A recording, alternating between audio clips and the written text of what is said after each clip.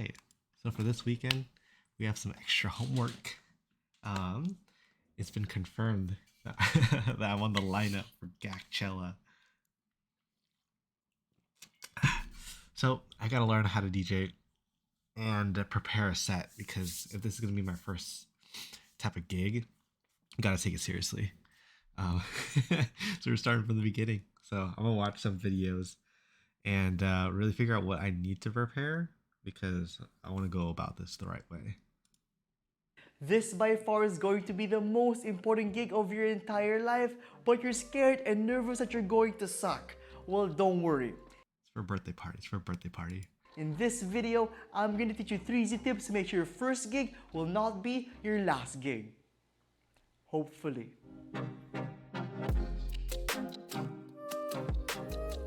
Tip number 1 is to first know what kind of gig you're getting at here. So ask the person who booked you what type of music they want you to play. And if the booker says something vague like house, EDM, hip-hop, top 40, well, try to pry in and ask for specific songs and artists. And in that way, you can better discern the vibe of music they want. And speaking of vibe, know what time you're going to play. If it's early, then you're doing an opening set, which should typically be a set where you warm up the crowd with good music. Just get their head nodding and body swaying at this point. I need to ask the person who's running the event. I gotta ask them what kind of music. Going to play. If know what time you're going to play. And in that way, to play. And if the booker says something vague, so ask the person who booked you what type of music they want you to play. And if the booker says something vague like house, just get their head nodding and body swaying at this point. If you're playing the prime time set, which is typically later during the night, then it'll be time to play more well-known songs that'll make the crowd dance. But if you're playing really late into the night or playing till closing, then try to keep up with the vibe and momentum of the prime time set. So just keep the crowd happy and on the dance floor. But if you're playing for the whole night, then do everything I just said a while ago and charge higher. And if they can't pay, leave, because that crap is tiring. Okay. Just kidding. It's your first gig, so you're really gonna get abused. Get used to it, kid. And don't worry, we all go through these gigs, paid and unpaid. Most of the time, unpaid. Tip number 2, download and prepare your tracks. Now that you know what kind of DJ set the booker wants you to play, it's time to prepare accordingly. So search up those songs and artists and find similar artists and similar songs. I usually do this through searching music websites and checking out their charts, and also through just browsing around YouTube and Spotify. And you may now be wondering how to actually download those songs.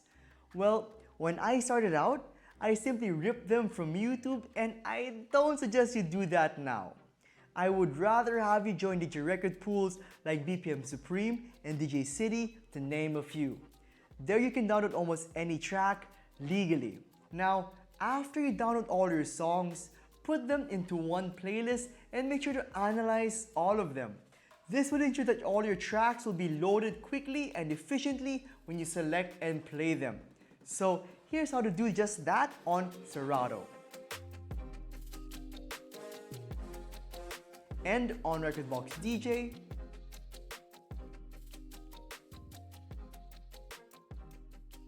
and on Traktor.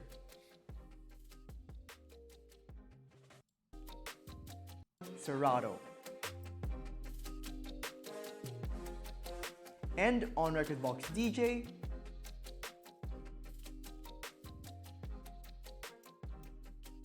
and on Traktor. This process will take some time, but believe me, it's all worth it. When you're DJing in front of an audience, having the right songs available to you at the right time is extremely crucial, and loading them and having them be analyzed as you're trying to play them is such a hassle. Skip that step because you're a professional. Tip number 3. Now that your songs are organized and analyzed, it's time to practice with them. And there's no shortcut to practicing. Mastering mixing will take time and repetition, but nothing will make you feel more confident in performing by knowing you've practiced a crap ton of hours. So make sure to master mixing each song with each other. Now, usually during this practice session, I record myself transitioning so I can later on hear and critique how I do things. And I also send that practice recording to my brutally honest friends who aren't afraid of critiquing my work. Hello. Hey Miguel, how was my mix? Oh my god, that was the worst thing I've ever heard. That piece of garbage, that hot, stinking pile of garbage. Who the heck plays Barbie Girl, man? That is absolutely Person. Bonus tip, which is actually the most important one. Now, what I hate about new DJs when they play is how uncomfortable and awkward they look when they're DJing. They're just standing still and playing music, and it looks so lifeless and robotic to me. And if I was a booker or event attendant of the party, I would be pretty turned off. A DJ is supposed to be the life of the party, the orchestrator, the director, the body shaker, and the backbreaker. How is one person supposed to have a good time if the person playing the music isn't having a good time? So, for your first gig, please loosen up and actually try to have fun when you DJ. I know you're feeling the pressure of mixing and transitioning and getting things exactly right to the smallest detail that only you know about, but DJing is more than just about mixing.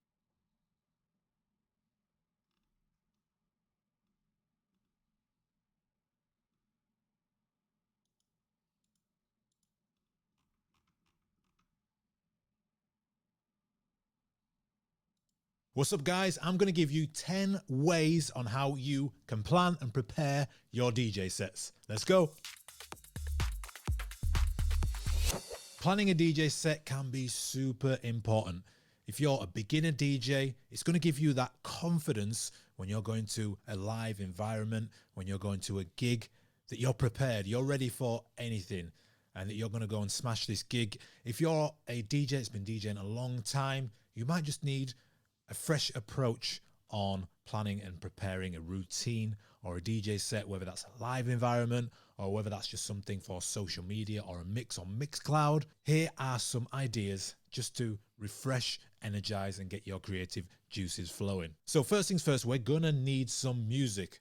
And the way we're gonna do that is we're just gonna listen. Listen to music everywhere you are. We're all members of some kind of streaming platform, whether that's Spotify, Apple Music, Amazon Music. I love to use Shazam if I'm in the car, listen to the radio, just on my Apple Watch or on your phone. Whip out Shazam, press Shazam and listen to the new tracks. I also love going and listening to DJ sets online, trying to find the track lists. So just the more music you can listen to and consume, the better your music taste is and understanding of music. And then we're going to be able to go and search for that music and start to build our DJ catalog. So once we've listened to music and we've consumed a load of music, we're going to start building our DJ catalog. That means either downloading, buying, or streaming music within our DJ software. So for this, you're going to be using DJ pools like BPM Supreme or DJ City or Zip DJ or Digital Music Pool. Or you can buy music from tracks from something like beatport.com. If you're an electronic dance music DJ, that's definitely the place you're going to be sourcing music. Or you're going to be streaming either through BeatSource Link, Tidal, and you're just going to start creating a catalog of music. So if you're downloading music, you're going to be importing them into your chosen software, your platform, Serato, Traktor, Rekordbox, Engine Prime. Once you've downloaded your music and dragged them into a folder, your software is going to analyze that music. It's going to give us some key information, helping us to create and plan a DJ set. So things like track listing, key of the song, artist, length, BPM, etc. Once we have some music in our libraries, in our DJ softwares, the next thing we're going to do is set some cue points. So cue point is just a marker that you set in the track that can be triggered anytime. You can do this on your controller. You can also do it inside of your software. What I'd suggest initially is setting the first 2 cue points, one on the intro of the track and another one on the outro of the track. Now you can get as creative as you want. You can set up to 8 cue points. So all you need to do is, we're at the beginning of this track here. It's got no cue points at the minute, so I'm just going to press my first cue point on the first drum beat of the track. So this is just the intro of the track. A vital element of planning a DJ set when it comes to mixing and making songs sound harmonically pleasing. So I'm not going to go into the full details on what mixing in key is. We have a full video on that. Just search crossfader mixing in key, and I'll leave some links in the description of this video as well. By default, as DJs, we tend to use the Camelot wheel as a reference for mixed in key. This is great, especially if you're not musically inclined and you're not comfortable with D major, C major, A minor, A sharp, etc. A Camelot wheel just simplifies what sounds well together. So to keep things simple, if I'm DJing a track which is in 8A, I can go through the gears up or down one number, or I can stay in the same key. So if I'm in 8A, I can play in 9A or 7A. I can also stay in 8A or 8B, and that is because they are matched harmonically. If 8A or 8B, and that is because they are matched harmonically. If I'm in 3A, I can go to 4A or 2A, stay in 3A or go to 3B. This is going to be crucial if you're making a mashup, for example. If you've got a track that's in 5A, you're going to need the vocal to be in 5A, 5B, 4A, or 6A. You can also organize your library by key just by going to the playlist, pressing the key tab here in the key section, and it will organize your tracks by key. That will just make sorting through and mixing through your tracks that much simpler. The next tip is organizing by BPM. BPM, if you don't know, stands for beats per minute, and it defines the speed on tempo of the track. The lower the BPM, the slower the track, higher the BPM, the faster the creative ideas. Think about finding remixes of the same track. This can really help you spark some creativity in a DJ set. Again, if you're an open format DJ, this is great for you. You can be playing an original of a track, then drop it into the remix of the track and create a whole different vibe.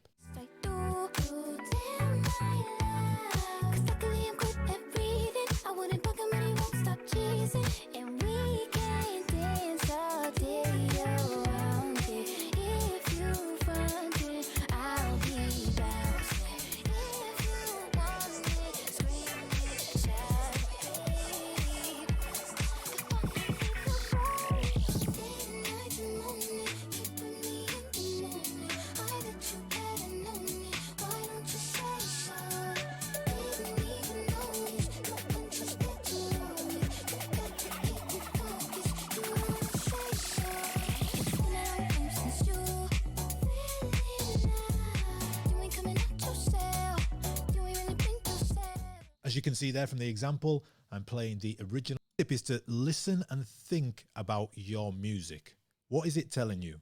So I have 2 tracks here. Let's press play on this track, Fakers, and listen to the track. Only one bass makers. So as you can hear, this is kind of a tech house kind of tune, and there's not much going on in the top end of the track. It's got drums and a bass line, so there's a load of room to play around with. Definitely with vocal loops or acapellas, making a mashup will be perfect for this kind of track. You can also add some instruments over the top of it with loops, etc. If I go to this track in contrast, so this is a lot more kind of high energy, there's a lot more going on with it. If I skip to this part of the track, so there's a lot of energy, a lot of high end, big synths, a big bass line, a lot of hi-hats. So we're not going to be wanting to experiment too much with this track because it might sound messy, might just get a bit noisy, a bit clashy, and that's not what we want. So like I say, just think and listen to your music. Think about what can be done with it. Can I get creative with it? or is it just fine on its own? Mashing up genres. This will open up a world of creativity for you as a DJ. Take a look at this clip of James Hype mashing up two completely different genres.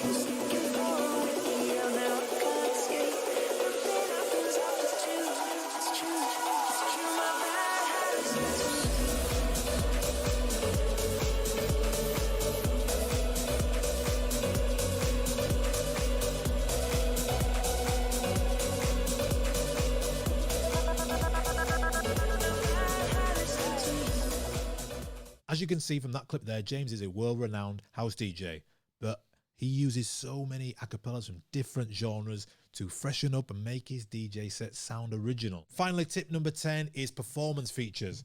So no matter what controller you have, whether it's a DDJ 400, a Rain 1, some CDJ 3000s, a 200, you'll have some performance features on your bit of equipment. Use them. When you're practicing in your bedroom, go crazy with them and see what you can do. Performance features and effects sound great on acapellas, so if you're using a mashup, get crazy with it. Now, get crazy in practice. What you don't want to do is go to a live environment or make an hour-long mix using effects on every single mix. That's just going to sound overkill. When you're practicing and experimenting, you're going to want to go a little bit overkill just to see if you can find the sweet spot on a certain track, on a certain mix, and figure out your own kind of style using loops, using the trans effect, using the break effect.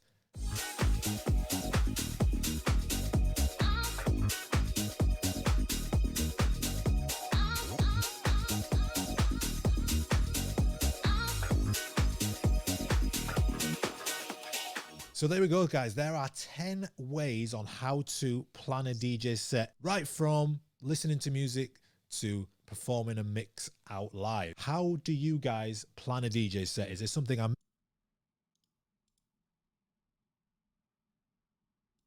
Hey, what's up guys? I'm DJ VAR, and today I'm going to show you how to basically prepare a DJ set. You know, what are the steps to follow to, of course, create an harmonically pleasant DJ set. So let's start off by talking about key mixing, you know, because you can't just pick up two random tracks and just try to mix them down. You know, it's not always the ideal solution to just, you know, pick up random tracks, because I mean it depends on the key I'm mixing in, but if I'm mixing with the wrong key, you know, that would give a very bad feeling to the listener. So how do I solve this? Well, we have two schemes, which are those ones right in front of you right now, those two tables, which are essentially the same. You know, you can look either to one or to the other one. I mean, it's basically it doesn't change anything. It just changes a little bit of the representation, but I'm going to explain you how to actually read them, because I know that from a first look it may look a bit scary, but I can really tell you it really is very simple once you learn how to associate keys with other keys. Well, let's start off by looking at the left table here, and you can see that it's basically composed by two sections, an external circle and an internal circle. So in the external circle I find all of the major keys. So I have B major, in 2B I have F sharp major, D flat major, A flat major, you know, and so on. And all the major keys are specified with the B letters, so you can see 1B, 2B, 3B, etc. And in the inner circle I can find all of the minor keys, so I can see A flat minor, E flat minor, B flat minor, F minor, and so on, and they are all specified with the A letter. So I have 1A, 2A, 3A, and so on. So with that being said, I can tell you that I can mix two tracks in the same exact key. So say for example I have one track in E major, so I am in 12B, and I can mix this track to another track again in E major, so in 12B, so from 12B to 12B. Or for example, a second method could be to pass from 12B to 12A, so from E major to D flat minor here. And yeah, a third method instead can be to pass from 12B to 1B or to 11B. So, you know, to the next key in the scheme, right? But it has to be in the exact same circle. So for example, if I am in the external circle, I have to pass immediately after. And say for example I have 12A as a starting key, and I can pass to 1A or 11A, but I can't pass from 12A to 11B or 1B. I can't do that. A fourth method is, for example, jump 1, and for example from 12B I can jump 1B and pass to 2B or 10B, and same is for the inner circle, from 12A to 2A or 10A. A fourth method can be maybe to jump 2, and I can say for example from 12B here I can jump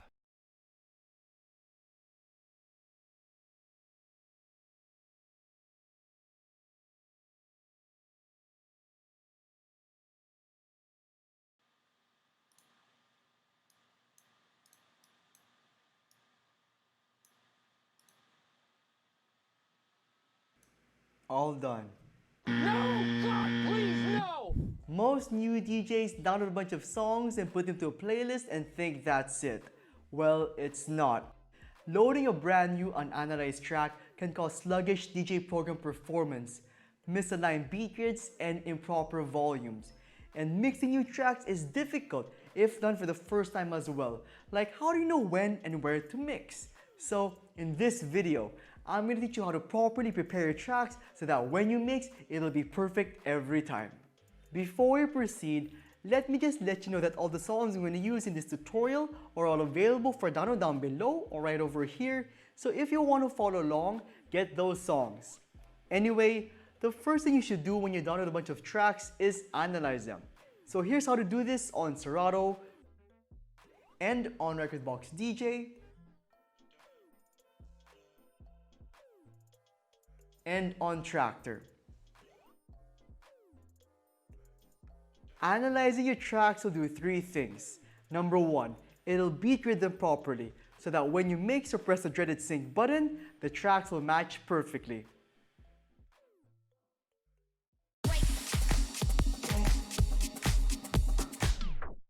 Number two, it'll adjust the track's internal gain, which is basically its volume. So you have to understand that not all tracks have the same inherent volume level. Some are louder and some are just softer. So by analyzing your track, the software will automatically adjust their inherent volume so that when you mix, each track will be properly balanced with each other.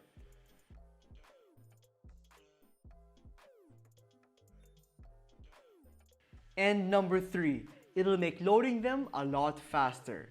You see, when you first load a new track, the software will automatically analyze them, and doing so live may cause your program to slow down because analyzing songs take a lot of computer processing power.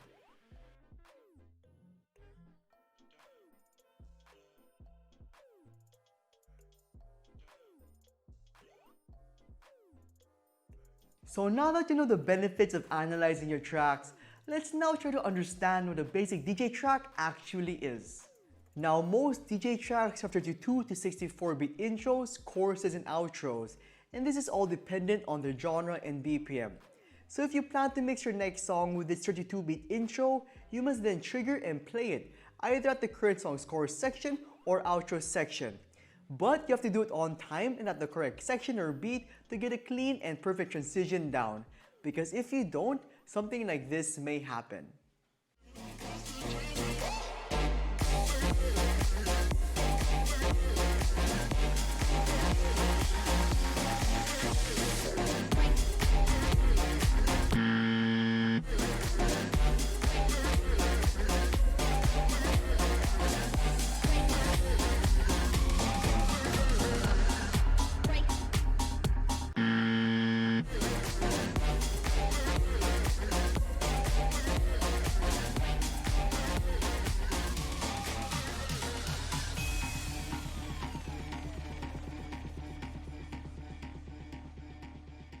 So how I make sure to always mix perfectly on beat and on time is by cue pointing my tracks. So I place a total of 3 cue points, one at the intro section. So the position of this cue point will be 32 beats away from the end of the intro. The second one will be at the chorus section. So this cue point's position will be 32 beats away from the end of the chorus. And the last one will be at the beginning of the outro section.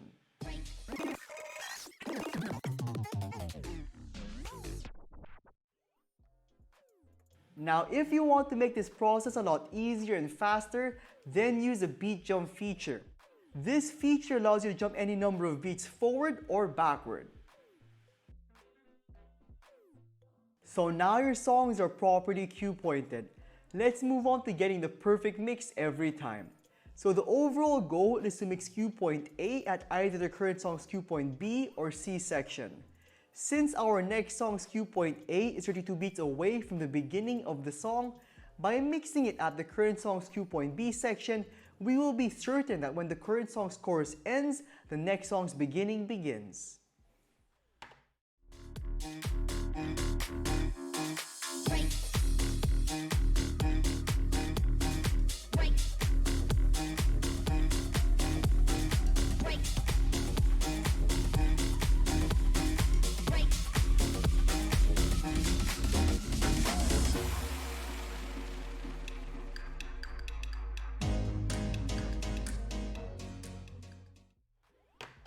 And by mixing our next song's cue point A at the current song's cue point C position, we will be certain that we're mixing during the current song's outro section.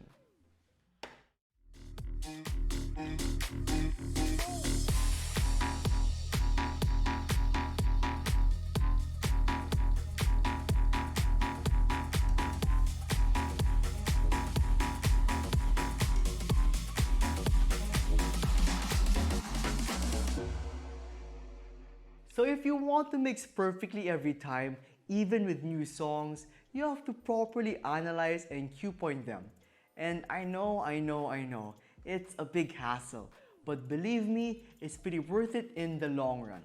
By doing this tedious process, you now also gain the ability to either mix fast or mix slow with any of your songs. So, if you want to mix fast, then mix at the current song's cue point B position. I usually do this if I see the crowd is not enjoying the current song. And if you want to mix, by doing this perfectly every time, even with new songs, you have to properly analyze and cue point them. And I know, it's a big hassle, but believe me, it's pretty worth it in the long run. By doing this tedious process, you now also gain the ability to either mix fast or mix slow with any of your songs. So, if you want to mix fast, then mix at the current song's cue point B position. I usually do this if I see the crowd is not enjoying the current song.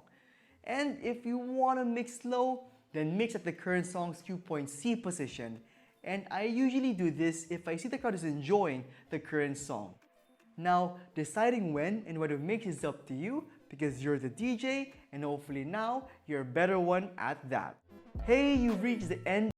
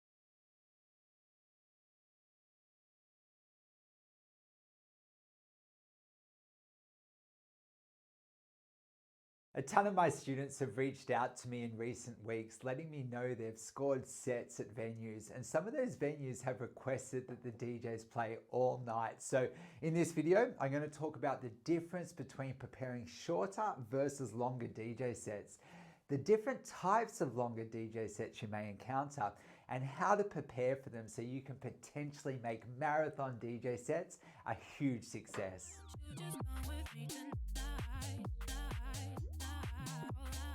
Firstly, I find longer sets are usually reserved for residents in clubs or people that are creating their own opportunities. So for instance, let's say creating your own opportunities, like let's say you find a cool venue that you like, or a local bar or a cafe, and you convince them, hey, they might benefit from having a DJ.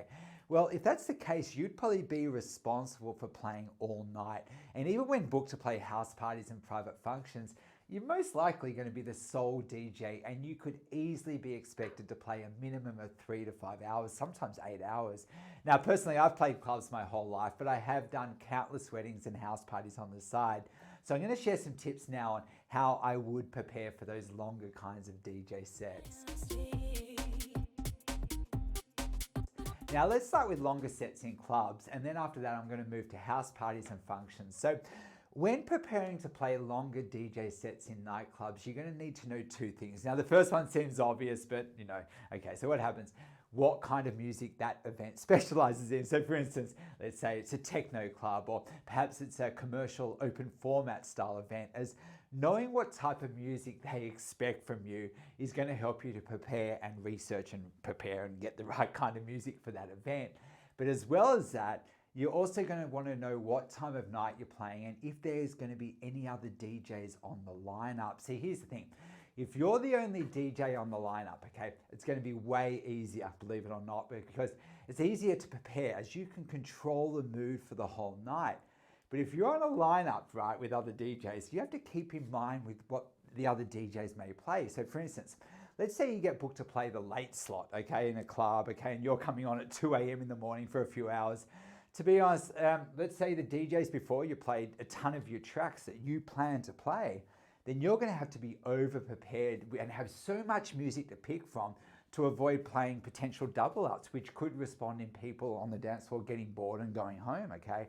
So personally, okay, whenever I did late DJ sets, I would usually have a playlist with at least 100, maybe 200 tracks to choose from, and I would literally pull from whatever hadn't been played on that night, whilst also reading the crowd and testing the waters to see kind of like where the crowd needs to go for that night. Now, it's funny, but in many ways, right, the late set, okay, is kind of the hardest. Is people like in the club, they may be tired, and it's your job to keep the dance floor going. And if you only turn up with a pre-planned set, okay, and you've got to play for 3 hours and you're pre-planned the whole thing, and you're not willing to be flexible and create an interesting point of difference between you and the DJs before you, whilst also staying true to what kind of music that, like the goals of the event, like what that event does, people get bored and they leave. So if you're on late, you want, man, shitloads of music, right, that's suitable for that event.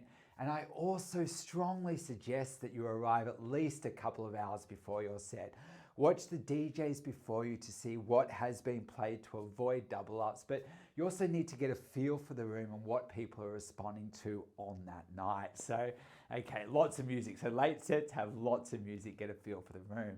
However, if you're on early, you may need to warm up the room, and that usually means holding back on the big anthems. And if a DJ is coming on after you, you're going to want to warm up the crowd and try not to step too much on the headliner's toes, okay? Especially if the headliner perhaps is good friends with the event manager, which in my experience, right, that happens more often than you think. And I remember, right, when I was younger, one of the clubs I ran, like one of the earlier clubs, right, I had a very strong and loyal following, and I quickly learned, like, the tracks that got the biggest response in that particular scene.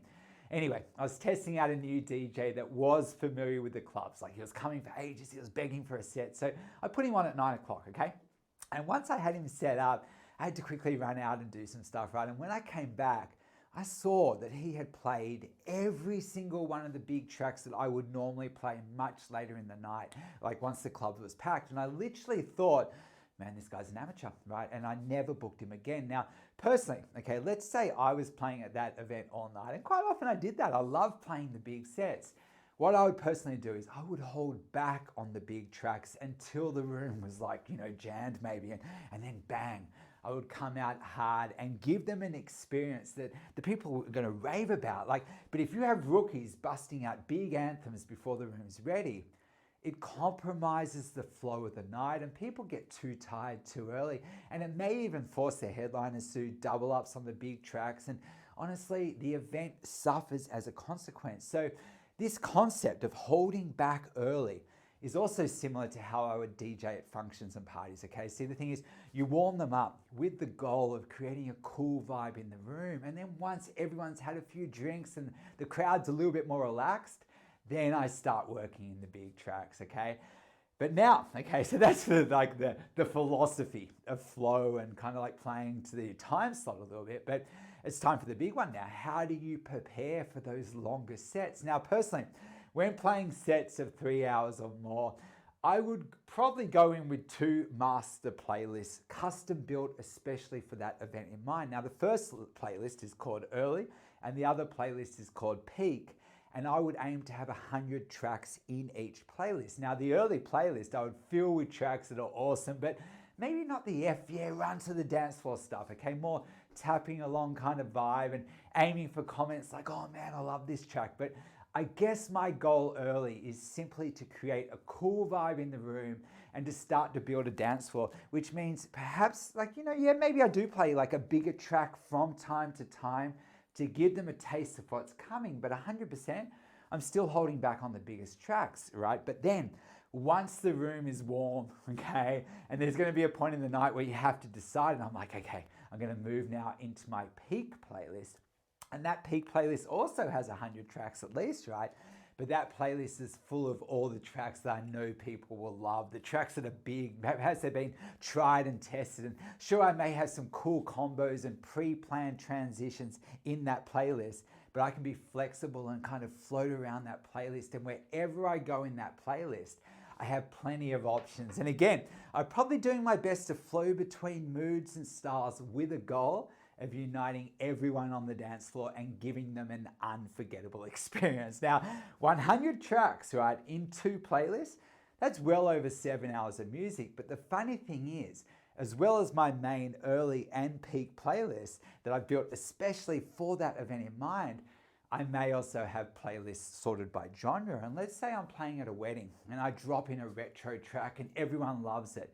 I may go check out my retro playlist and see what I can find. Or perhaps let's say you're playing a club and all of a sudden everyone's loving tech house, but then you drop in a new disco track and just to mix it up a little bit and the crowd really responds well to it.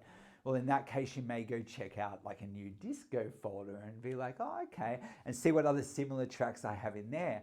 But be careful, if you break away from your main playlist, like your early and peak one, right, to dive deeper into a particular genre, I would usually try and find my way back to my early or peak playlist as quickly as possible. And I use those 2 playlists as my anchors, okay? As you don't want to go on some retro or new disco tangent for too long, as your goal as a DJ is to unite everyone, and that means constant testing of ideas and genres and flowing between styles and mood like a seasoned pro. It's so much fun, man. Honestly, it really is. Now, just remember, when playing functions and private parties, track selection is king and is way more important than awesome transitions. But when playing in clubs, okay, you want awesome track selection and awesome transitions, but you should never compromise one for the other, okay? Now, the beauty of playing long sets is you really get to practice reading a room and controlling the energy in the room. And usually, if I was playing house parties or private functions, I'd probably get a brief, okay, from the event, from the people organizing the event or booking me to DJ, right, on what kind of music they like. And I would usually ask the people organizing the event in advance, even for a list of tracks that they want to hear. And then from there, I can filter those tracks into the early and peak playlist and then add more tracks that I feel suit the style of the night into what they like. And I would usually, organizing the event or booking me to DJ, right, on what kind of music they like. And I would usually ask the people organizing the event in advance, even for a list of tracks that they want to hear. And then from there, I can filter those tracks into the early and peak playlist and then add more tracks that I feel suit the style of the night. And the funny thing is, right, once you've built your early and playlist, early and peak playlist for one event, right, you'll be surprised how much of that can be recycled and repurposed for future events. So you build those two playlists, you can always come back to them, and constant never-ending improvements make them bigger and better every time.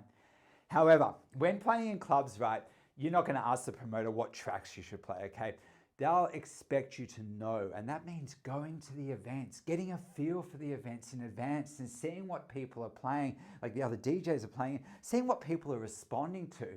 However, if you're being approached by a bar or a club, or you've organized your own stuff, and let's say they're just reopening after COVID and they've asked you to play all night, get clear on their vision, like what they want. And if they have no idea and they want to leave that side of things up to you, man, you're going to need to over-prepare big time and have plenty of music to pull from, as you could easily find yourself in a position where you have to make a decision, and that is, how much are you willing to compromise your own style for the sake of the atmosphere at the event? Now, for instance, I remember, right, I started a club in Sydney called SFX, and my initial plan was to make it mostly a house club, perhaps have some commercial dance.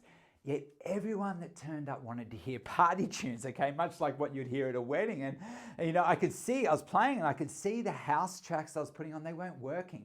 So I started incorporating a little bit more party music, and the place erupted. And every time I tried to bring it back to more of a house vibe, the dance floor cleared. So long story short, I compromised my personal style, okay, for the sake of the atmosphere. And that club went on to run every week for several years, attracting well over 800 people every week. And before long, that event expanded and took over that whole venue, operating over 3 rooms. Like the main room was party tunes, as that's what mainly people wanted to hear. But it also had a side room with harder electro called Flux. It was pretty cool. We had live bands in the basement. And that event honestly packed out weekly. Man, and over the years, it connected thousands and thousands of people. It was a really huge scene. So if you're responsible for music at a new event, you just have to think about that question, and that is, are you willing to compromise your personal style, okay? And then what do you expect people will want to hear? And are you going to give them a music lesson and play what you think they should like? Or will you give in for the sake of the atmosphere and play music? Honestly, sometimes music you may feel embarrassed by. Okay, now I guess that's one of the advantages of playing at established clubs. Because those clubs may already specialize in a particular genre, and then you know what to play, and you kind of, hopefully you've researched that, what type of music people are going to be there, and what they're there for, and you compare that kind of music, especially for that kind of event. Anyway, man, what a mouthful, what a mouthful. But that video, man, definitely took its own shape. But this stuff's, man, I'm passionate about this. As in truth, there's so much more to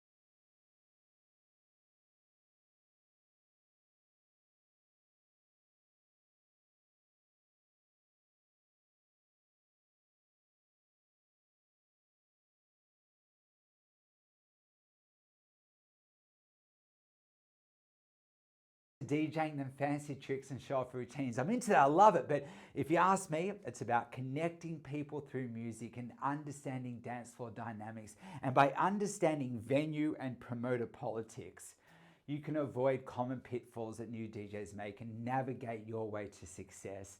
Now, once you know how it all works, man, you'll be in, okay? Trust me, and there'll be no turning back. You'll be obsessed. Once you kind of overcome that challenge, there's no turning back. Now, many of my students are now getting shows post-COVID, and one of my students in particular is starting his own event in the UK, and he's giving like heaps of my students actually opportunities to play. So if you're from the UK and you're a student, you'll see posts in like all about this in our student community group, so check that out. But also in saying that, if you're ever in Australia, okay, well, once COVID's passed, obviously, but my students can also contact me for shows, and chances are I can push you in the right direction and get your foot in the door, and perhaps we can have a beer together. Like, honestly, man, I'm very approachable. I'm there for my students 100%. Anyway, remember, if you get an idea and you feel passionate about it, you have to do it, okay? Thanks for tuning in for your weekly dose of